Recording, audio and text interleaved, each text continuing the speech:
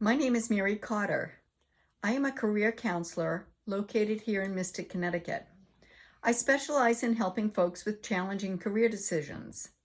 I am thrilled to join this group at the request of the Professional Development Committee of the International Interior Designer Association. I've been asked to share nearly 2 hours of information with you on setting career goals, resumes, interviewing, and nonverbal communication in only 15 minutes. So let's get started, shall we? What are career goals? Career goals are essential. Career goals help you perform your current job better and help you prepare for your next job.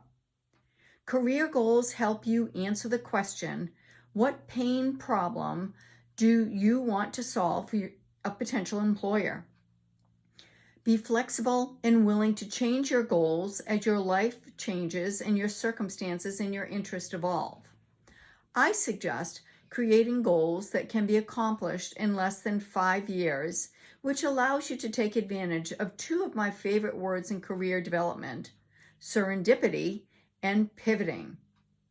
Serendipity is the ability to take advantage of unexpected opportunities, and pivoting is the ability to change when circumstances in your life change, to change direction.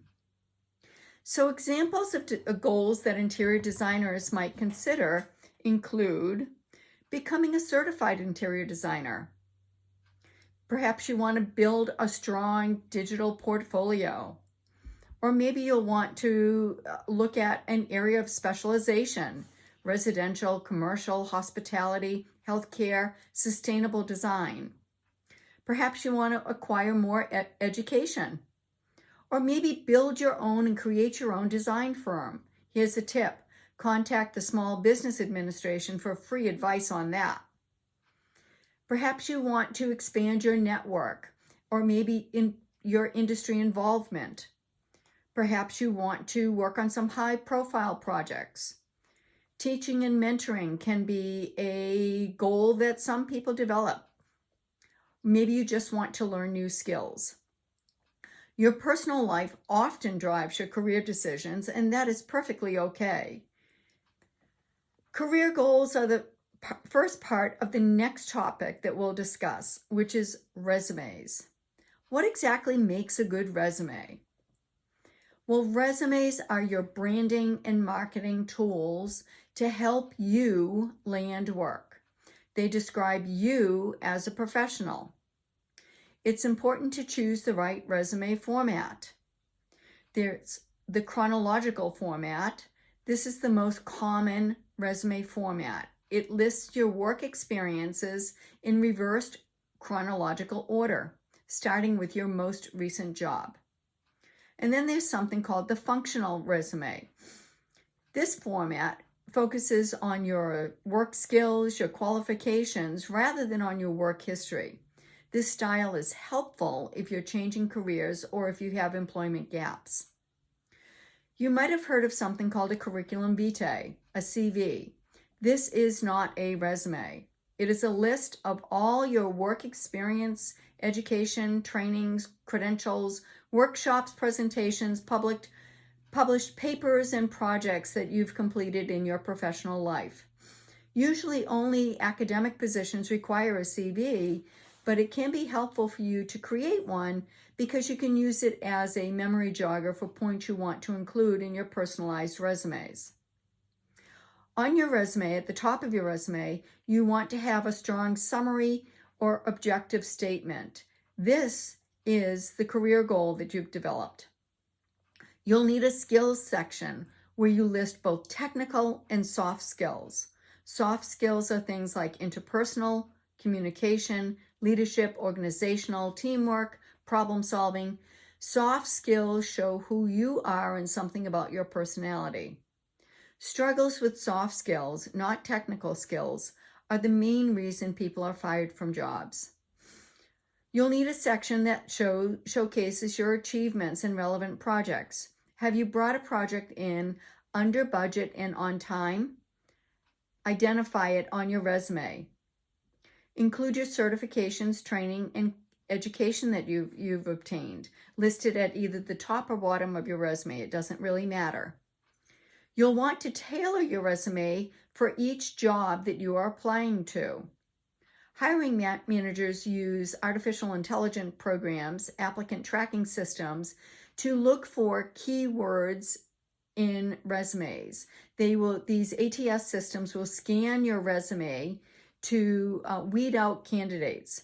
So here's a tip. Here's a website you can use to uncover the keywords from a job posting.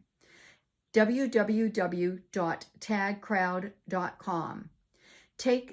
Copy the job description from the posting and paste it into the box on the Tag Crowd site to identify and uncover those keywords that are listed in the posting.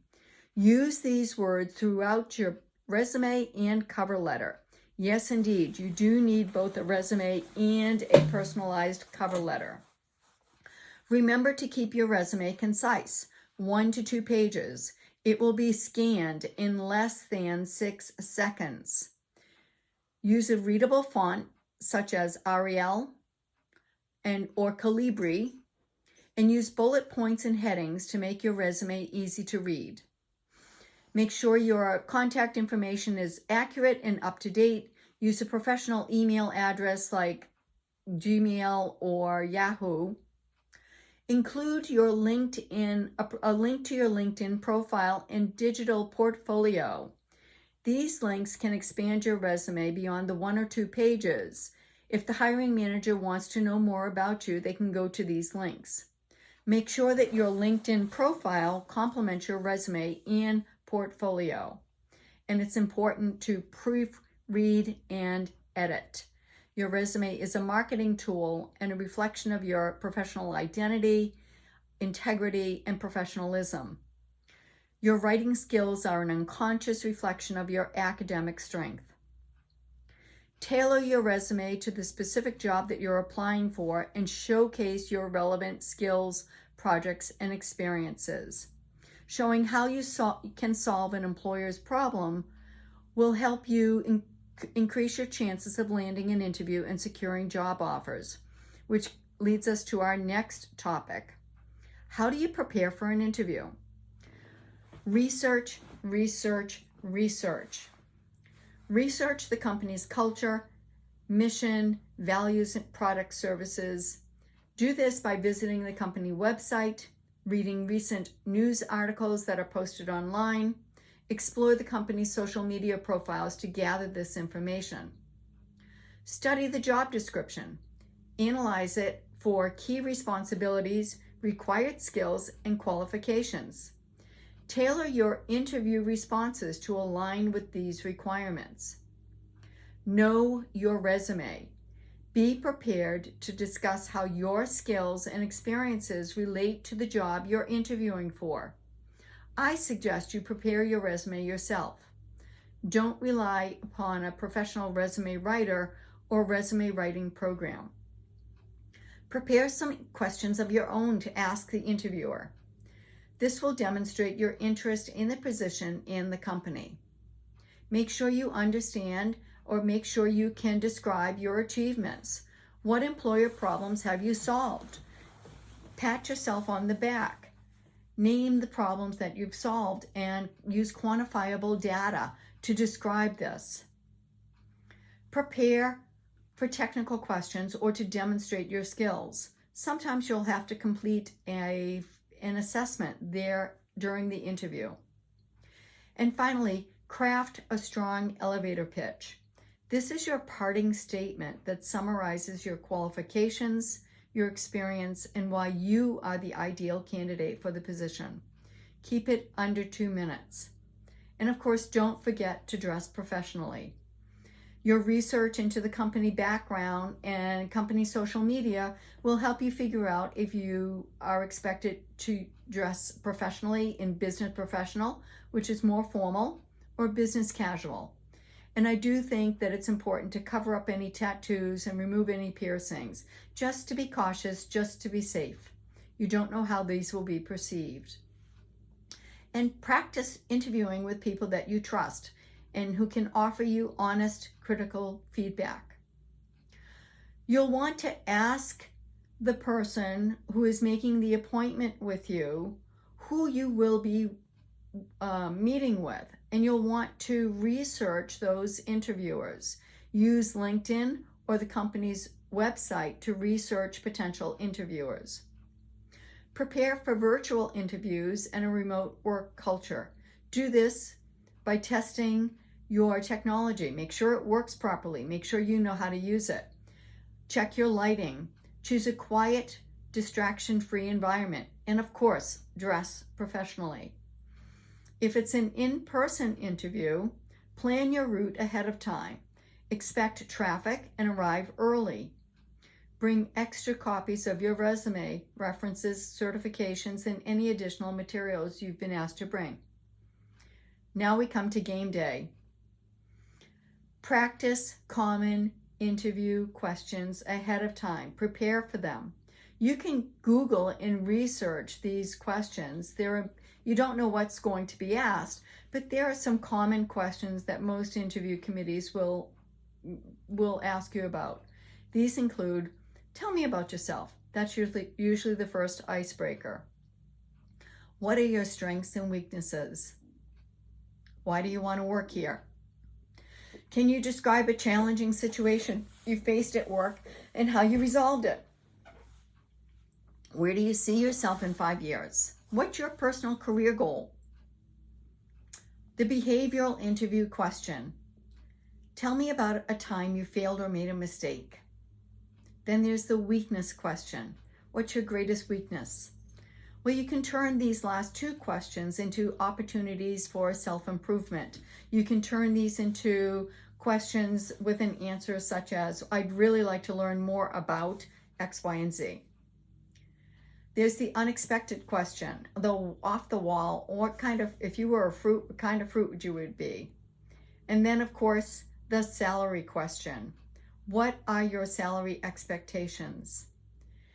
To answer this question, you'll want to do some research on what is a typical range of salaries for the position. There are websites out there that you can access. Some are free, and my favorite is a government website from the Bureau of Labor Statistics, ONET. You can research salary expectations, salary requirements in any state in the country. The behavioral stress test. Give me an example of a situation where you had to meet an impossible deadline. Always, always, always be polite and professional. Use your best manners. And follow up the interview with an email to the main person on the committee, expressing your appreciation for the opportunity and reiterating why you are interested in the job. This is also a chance for you to add one final point for anything you might have said, oh my, I wish I had remembered to say this. Now let's talk about nonverbal communication. This is powerful body language. This is body language and a powerful form of communication that can convey emotions, intentions, and attitudes without using any words at all. Being aware of your nonverbal cues can enhance your interpersonal relationships and improve your communication skills. It can help you understand the people around you. Try recording that mock interview that I suggested. This will give you a better sense of what your nonverbal communication is expressing. First of all, dress appropriately. This conveys professionalism and respect for the company culture and shows your willingness to follow workplace norms. Be aware of your facial expressions, smiles, frowns, and eye contact. Be aware of any gestures that you might make, pointing, handshake, nodding, things of that nature. Close your fists if in doubt, if your hands move a lot. Your posture, sit upright, don't slouch. Proximity, don't sit too close to people. Some people are uncomfortable with personal space. They need to have that bubble around them. Be aware of your tone of voice, your volume, your pitch, your rate of speech. Yes, when we're nervous and interviews are nervous in situations, we will tend to speak faster and our pitch tends to go up. Eye contact. Be aware. Make eye contact with people, but don't stare. And be aware that in some cultures, it's not appropriate to make direct eye contact with people. The bottom line is confidence. Showing confidence is vital. It shows you're self-assured and you believe in your abilities and you have enthusiasm and passion for the company that you're applying to. Employers do value candidates who are genuinely excited about the opportunity. I'd like to leave you with my two favorite words again and remind you that take advantage of serendipity. Don't plan your career so strongly that you avoid unexpected chances to do things that might be interesting. And say yes to those opportunities. And be prepared to pivot or change direction when these opportunities do come your way. If you need additional help, there are many free resources and also fee-based resources available. Career counselors like myself often work virtually. Reach out. It's an investment in your future. I wish you all good luck, and I hope you enjoy your journey.